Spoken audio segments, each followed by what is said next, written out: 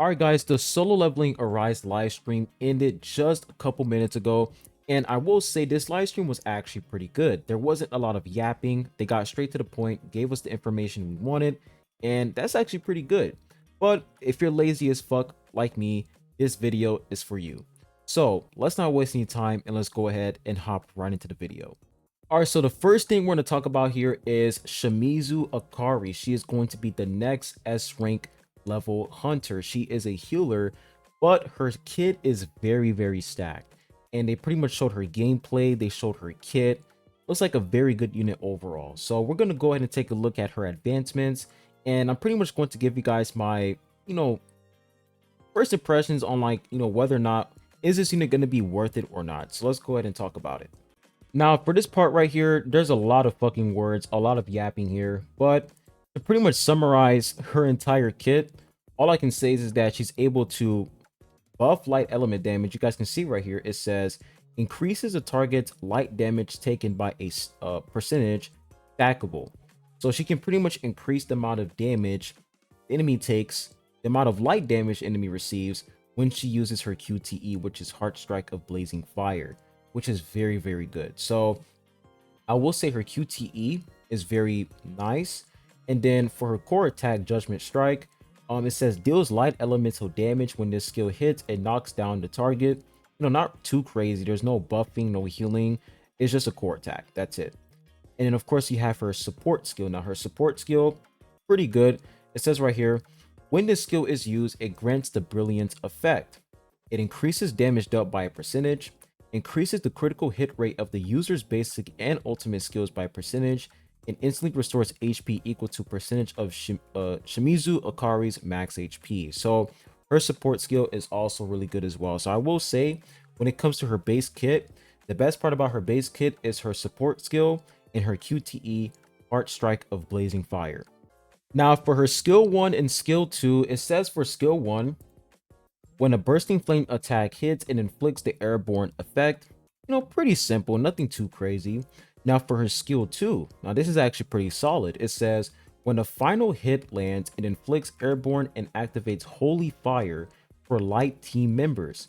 So this can only activate for light team members only. You can't, the Holy Fire won't work on dark element characters, one element characters, fire element. No, it's only going to work for light element units like Chahe, Thomas, Go, and etc. And it says right here, activates the Echo of Light effect every few seconds and charges the power gauge by a percentage. And an Echo of Light grants a shield equal to a percentage of Shimizu Akari's max HP. So pretty much can generate a shield which is equal to her HP, which is really good. Like I will say, her base kit overall seems really nice. Now we move on to her ultimate. Now her ultimate, I will say her ultimate animation is fucking insane. I will say her ultimate animation is by far one of my favorites so far. It literally looks like an Escanor ultimate. It's just cool.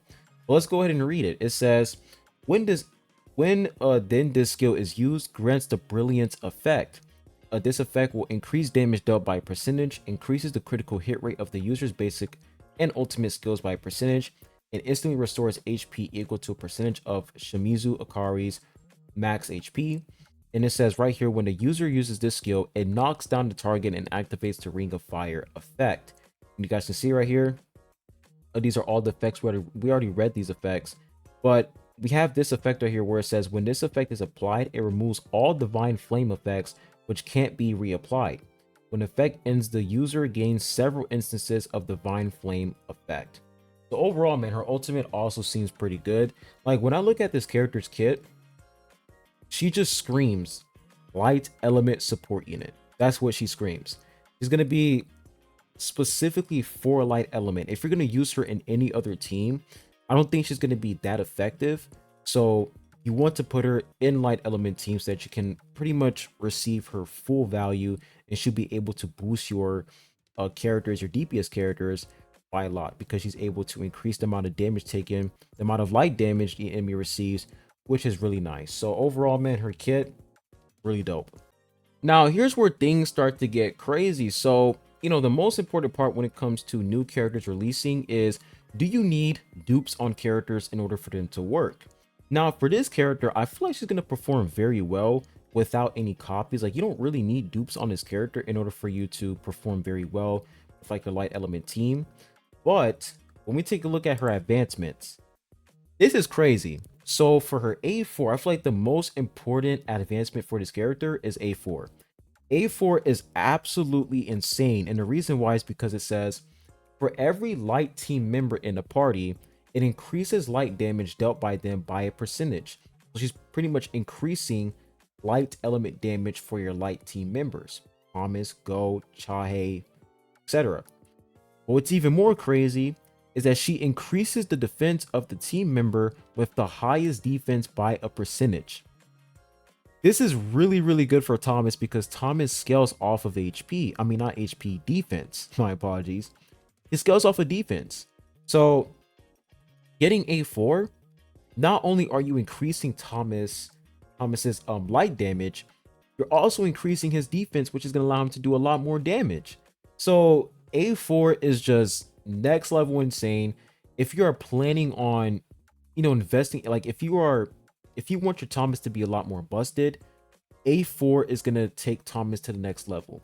Now, the thing is, you want to make sure that Thomas has the highest defense on your team, because if he doesn't, this buff will target somebody else. So let's say Go has the highest defense on your team. This defense buff is going to apply to Go instead. So you want to make sure that Thomas has the most defense on your team so that Shimizu, her A4, can pretty much target Thomas and he'll be able to receive that additional defense. So overall, I think the plan for this character is you either get A0 or A4. A0 or A4. A4 is clearly the best, and then A0 if you just want to, save up for future upcoming characters. I feel like for this unit, if you want to make light element team insanely powerful, I think this character is going to be very, very good, like a nice addition for light element, especially for Thomas. So overall, A4 is just absolutely mind-blowing. I might go for A4. I don't know, but her A4 is really good. And if you are thinking about getting her A4, I recommend you to do so. It's really nice. Now, for her weapon, it says increases the user's HP by a percentage. When the Echo of Light effect is activated on light team members, it increases light damage of all team members by a percentage for several seconds. So once again, her weapon, really good. Her weapon is going to be very nice for light element team. The fact that it's going to increase light element damage, it's obvious that you definitely want to put this on her. If you don't put this on her, you're a fucking idiot. Now, for the next part of the live stream, they're pretty much just talking about the story, the story expansion, the Jeju Island arc, new chapters, and also the brand new shadow, which is Biru. So honestly, pretty dope. More content, new story. I don't think I'm gonna have access to this day one of release, but it looks pretty dope. So if you guys are interested in the story, this is a huge spoiler to only anime watchers. So me personally, I would recommend you to not even play through the story because this is a huge spoiler. So don't even go through this. But if you already know the story, if you already read the manual, the manga, or whatever, then this story is going to be fucking lit. So that's what they're pretty much talking about, going over the Anking's skills. You guys can see right here, it says the entire team's critical hit rate and critical hit damage increases by 5%, which is really solid. So that's pretty much, Jeju Island. Now, for the new holiday event, you guys can see that we are going to get a new weapon for the main character. And this weapon is actually going to be very good, especially for light element. It's going to be a very powerful weapon. You guys can see we're also going to get some rewards here. I think this is like a skin chest where you can get a free skin, maybe, I don't know. But you're also going to get a new border for your profile pic. And then I'm pretty sure you can also A5 this weapon for free, which is honestly really good. So this event is a huge W, especially for light element. I think this this update is going to focus on light element, and this weapon is going to work really, really well with the divine quarterstaff. So let's go ahead and take a look at this brand new weapon. So of course, for basic attack, deals light damage. When the final hit lands, it inflicts airborne. And then for the core attack, it says deals high light elemental damage, and the final hit inflicts airborne as well. And then for weapon skill prelude, it says Jinwoo attacks by swinging his spear towards the enemy in front of him, then quickly moves back and strikes the enemy once more. When this skill hits, it inflicts airborne and paralyzed effects on the target. Now, when we look at the passive details, it says when the user enters the stage, they gain the foxtail effect. This effect increases the critical hit rate and critical hit damage of light basic attack skills by a percentage, stackable. This effect is removed when the user uses a light basic skill. When the user uses prelude, they gain 1 stack of foxtail. If the user successfully evades when charging this skill, activate extreme evasion. And then for advancement 1, it says when attacking the target, increases the user's light damage by a percentage and recovers a percentage of HP. Being hit by a light attack removes this effect. And then for A2, it says increases the user's light damage by a percentage. And then for A3, it says when extreme evasion is activated while the user uses prelude, you gain 1 stack of the foxtail effect and a shield equal to the user's max HP.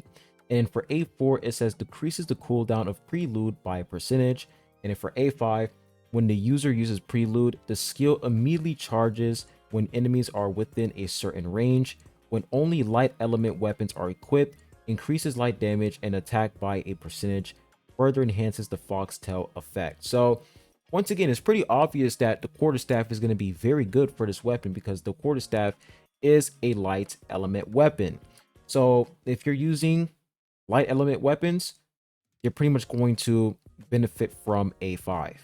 Now for this part, they're pretty much talking about the job change for the main character Jinwoo. Now me personally, I prefer the Monarch of Shadows Titan of Twilight because, you know, his skin just looks way better. His outfit looks a lot better. I feel like for the Monarch of Shadows, Master of the Abyss, this guy looks like he's just gonna go to the mall. You know, he looks like he's going to the fucking mall or going on a date. Meanwhile, for, you know, Monarch of Shadows Titan of Twilight, let me go back just a little bit for you guys. But let me put it right over here.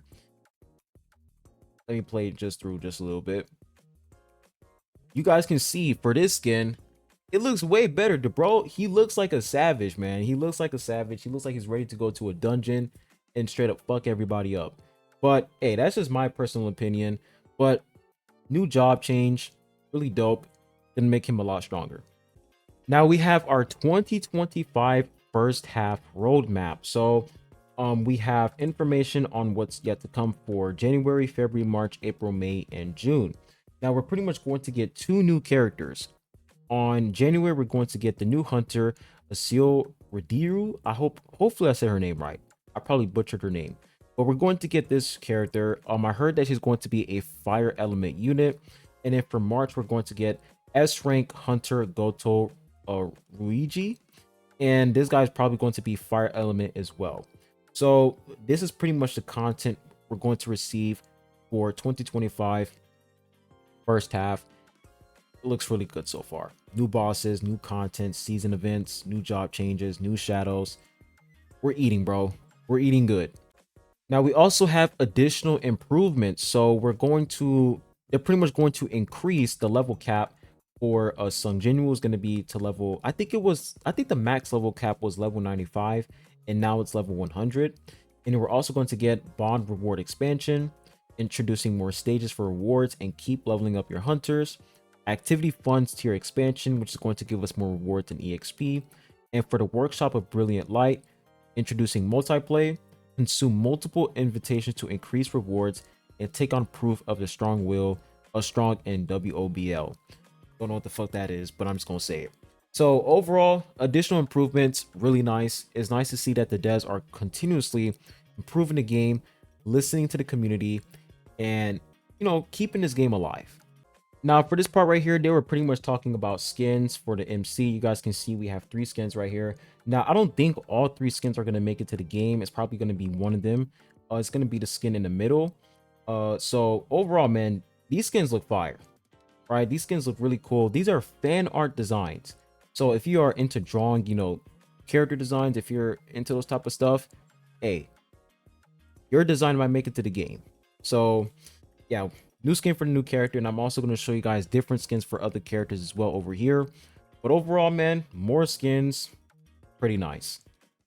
And they also gave us some codes, so you guys can see we have 2 codes right here, and there's also 3 more. You can redeem them until Wednesday, December 25th. So make sure that you guys take the opportunity to redeem these codes before it's too late. So I'm going to put the codes in the comment section down below for you guys, but these are pretty much the codes. So yeah, that was pretty much it for the live stream. Like I said, it was a very chill live stream. They got straight to the point. It was very short and there wasn't a lot of yapping. So overall, I am hyped for this update. I'm pretty sure the game is currently in maintenance right now. So, you know, don't worry about the codes. You'll be able to redeem them once the maintenance is over.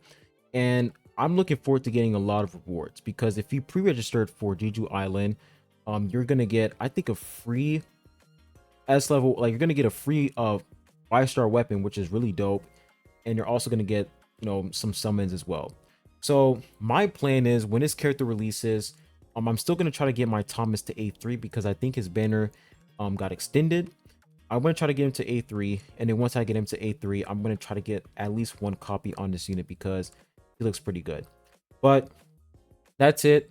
Make sure you guys go ahead, like the video, and also subscribe if you're new here. I would really appreciate it, and I'll be catching you guys on the next one. Peace.